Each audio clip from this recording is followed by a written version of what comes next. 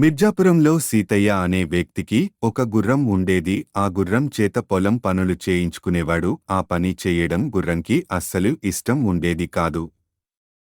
మా పూర్వీకులు చాలా యుద్ధంలో పనిచేశారు. నేను ఇలా పొలం పని చేస్తున్నా ఏంటి అని బాధపడేది. ఇక్కడి నుంచి ఎలాగైనా తప్పించుకోవాలి అని అనుకునేది.